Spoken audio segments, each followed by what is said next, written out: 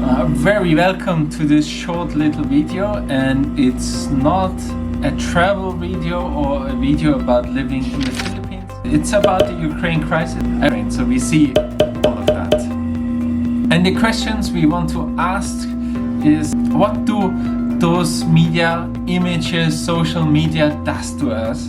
So a bit of the idea behind it, what's wrong, maybe what should be changed, or what can we do, because we won't change social media, but we can put some barriers in place as well.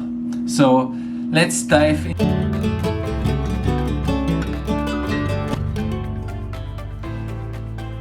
But what I want to say is, like, we have this war in Ukraine, and we see all these images almost in real time, or often in real time.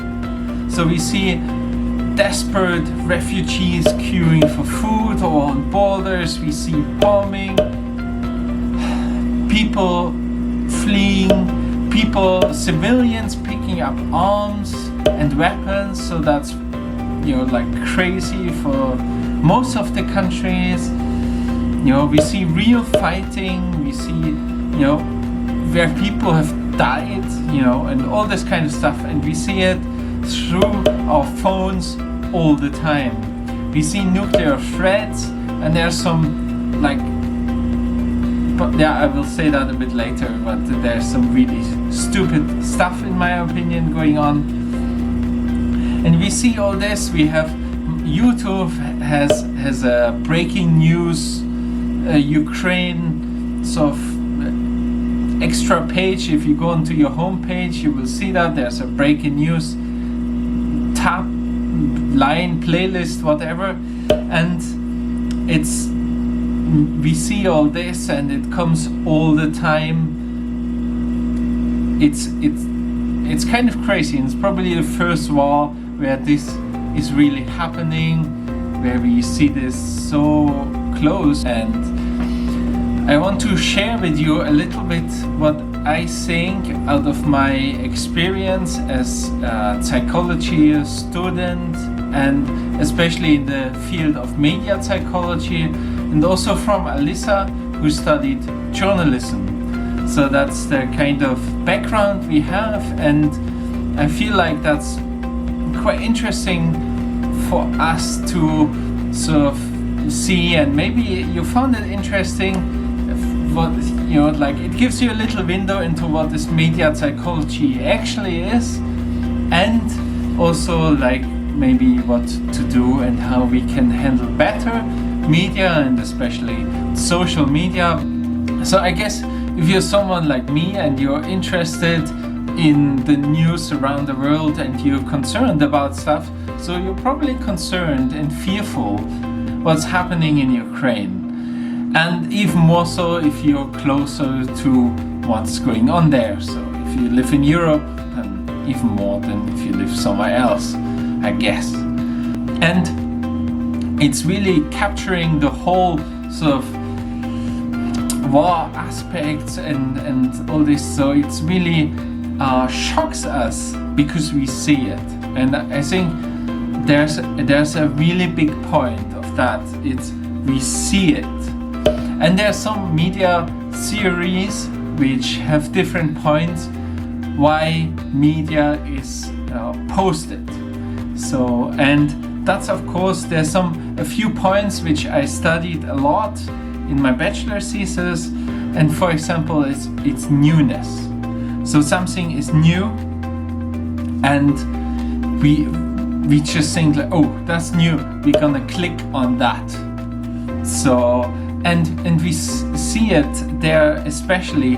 And what's ironically, of course, is that we think that war in Europe is new, but it's probably the country with the worst wars in history, and it's not actually long ago there was war, really bad war, and there were small wars in Europe as well. So it's not so long ago, but there's a few things, I think, there is a generation, like my generation, we have not experienced or seen war that close. And there is, I think, this sort of cultural superior thinking involved. And that's, I don't want to say it's per se like racism, but it's this idea that our Western culture has reached this point where war is unthinkable and we made so much progress and all of these kind of things, and it's just unthinkable that we can have war. We are so sophisticated.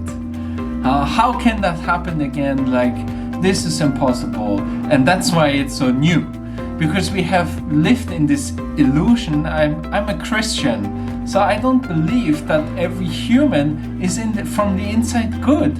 We have so many bad things, what we do all the time. And of course, if you have more power, those bad things can be much more worse for lots of people. So it's this kind of, I think, thinking that we are good and our society has made it and our values are so great, and that, you know, like, we can't like have war and stuff. It doesn't work, it doesn't fit anymore. But it's of course just an illusion. Like, those values don't stand. Like, just be self-fulfilling or just do things who makes you happy. Well, take them to the extreme without borders. And you have a dictator who's saying, well, what makes me happy is invading other countries. And I think, like, there's a big irony, and that's why this newness aspect is so much stronger. And I will go, in the end of the video, I will tell you a little bit about like what I think as a Christian, even a bit more. I'm already talking quite long, so let's carry on. The second point I want to stress is like severity or brutality, disgustingness and negativity. That's a sort of cluster. And of course, war is especially bad, but it gets even made worse, and there I blame news outlets who actually should hold to a better standard. But of course they're on YouTube as well, which is another topic where I think like state-sponsored or state-paid, government-paid or people-paid, tax money-paid channels shouldn't be on YouTube in the first place, so they're not getting under the pressure of being forced to comply to those clickbaiting images, but do proper research and do proper images. And we have that so that's like one point, but like we see that all in, like, Russia is activating his nuclear forces, and then we see on all the news outlets who I think should hold a better standard. They should maybe put Putin there or something, and not a rocket who's launching. I can put that in my video. I'm a private person and I have almost no reach, but you have such a responsibility. BBC has in 1 hour like 2 million clicks on the Ukraine crisis or Ukraine war video. So you can't put thumbnails like this. We're thinking they already launched nuclear weapons. And that's the kind of stuff which makes me really annoyed. But it is clickbaiting, and that's of course shows everywhere. So it's this, we need to get that algorithm to suggest us to as many as possible people, so we get that negativity sells a lot, and disgustingness, brutality. Of course, like a half destroyed skyscraper looks much better than someone who's helping in the soup kitchen. People running for their lives, of course, looks much better than for the algorithm, for people to watch it, because it's brutal, it's new, it installs fear, it's negative. You know, than people being welcomed in Poland, for example.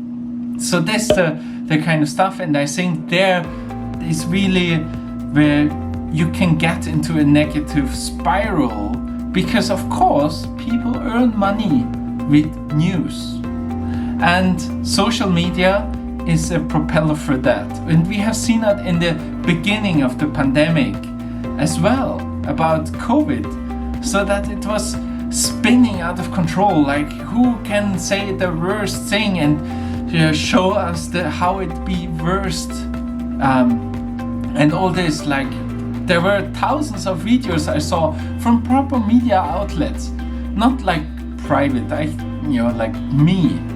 So, but proper media outlets who said like, oh, worst case scenario, and 1 million people die, and blah blah blah blah blah, and which needs to be properly handled. And I think social media and even YouTube sadly cannot give this platform properly. They should stay with their platforms, in my opinion. And the other thing is closeness, and that's a really interesting factor, because closeness, that means of course a geographically closeness, but also means like a cultural closeness.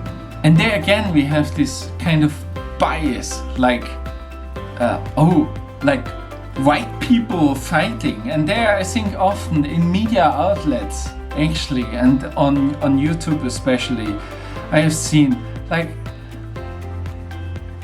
did you been really thinking that war can only happen with black people? It can only happen in Africa or in the Middle East or in poor countries? Like, what's the idea about this? But it's also that we are just run, like actually white educated people are under attack and fighting each other. And we're like, oh, we're so shocked, because our culture tells us that we are so much better than all the others. And there is this element of this white superiorism still installed, and it shows. And that's why it's closer to the whole world, because of course it's a white man's world. So everyone still looks to those people, and then they see like, hey, there's war. And that's something, why is there so much solidarity? I mean, we have so many wars around the world, why is there so much solidarity? I think there's a point because it's closer to us in Europe, so that means to the Western world, which has a lot of influence, but it's also close to us as white people, because white people are fighting, and we need to reflect on that as well. And that brings me to a point, especially like I have seen that a few times now, like when you look for information on this war, why do some media outlets are so slow? And that's especially German ones, or like proper media outlets I know, they're often a bit slower. Why are they not putting within seconds out a video when something is happening? Well, that's because they're trying to eliminate some of the human bias. And that's really good, because they're trying to get to really confirm what they see. Like, okay, someone is filming a destroyed house, speaking Ukrainian or Russian, but is it actually there? What is it showing? What did happen there? Was it really a house, a residential area, or maybe is it industrial estate or something else? So it's really important to check the resources, and then sometimes they don't show something for several days because they cannot confirm, and others are throwing out stuff there which is just really not very good and not very helpful. And especially social media is so unfiltered. I mean, what are you gonna say in a 15-second TikTok video in the news? Why are there news outlets in TikTok? I mean, seriously, like, I can make TikTok because I'm doing stuff. Like, I can show making a pizza or something like this, but it's not for news. And I think it's not the place to get your news from. you know. So that's one of the things I often get asked, oh, why are they not so quick and stuff like this, or I have to defend them. And I know they don't get it always right. Yeah, like there is a lot of human bias also in news, because journalists are people. But some media outlets were definitely trying harder than others, and often they're bigger. That's why they can afford it. And that's why I think, like somebody like me, if I would do news, I need to push out news all the time very quickly to be in front of the algorithm in YouTube before the big players basically are coming in and saying the same thing or something about that, and then I just drop out of the whole thing. So that's just some of the effects we need to keep into account. And that's also for us. And one of the big media psychology research is, how can we help people to check their media? How do we verify information? And that's check more than one platform, check more than one media outlet. You know, sometimes something comes very quick, especially when Russia really started invading. All the big media outlets were not saying anything about it because they needed to confirm it. But on Facebook I saw all those news from those weird channels and sources which I cannot confirm. So check more than one and make it thoroughly. And that's often hard. That's lots of work involved. And then we also need to think of, okay, how much do we actually need to know? How much is important? Do we need to keep up to date all the time? And all this kind of stuff. So like sometimes a step back, wait a bit, and then look again really helps. And so that's like one thing I really want to stress. The other thing is like, and get not just from YouTube your media sources, and I think that's really important. Like go to the big media outlets and compare. Maybe compare CNN, BBC. If you're German, there's lots of different media outlets in Germany, private and state-sponsored, basically tax-paid, and all this kind of stuff. There's French-speaking and English-speaking French channels, all this kind of stuff, so you can check that out and see more. So, and especially maybe sometimes it's better to check out the written media, I mean like online newspapers and articles, because pictures transport a lot of those fears. And of course it's really bad, but like in a way you're also far away. And when you get so too worried about those images, and it is distressing, it's war, it should be distressing. This world is really messy. So we need to step back and see some of the most simple things, and we need to step back. And one thing what helps is the printed media, where you have only one photo up front on top of the page, and then you have a text, and that's often much more helpful as well. I think that's just what I wanted to cover. I don't think in a situation like this, social media, live streams of bombings and all this kind of stuff is helpful. And I'm really thankful that I've been growing up in Germany, where they actually filter it very well. In other countries they show much more. I know that I have seen when I was in Kenya, for example, they were showing, you know, like victims of terrorism and all this kind of stuff very close up in the news, in the television, which was very shocking. And I talk from this standard, of course, like I have this certain background as well, so I'm talking from this standard. And that's the kind of thing what I wanted to say from the psychologist side, but I also wanted to say something from the Christian side.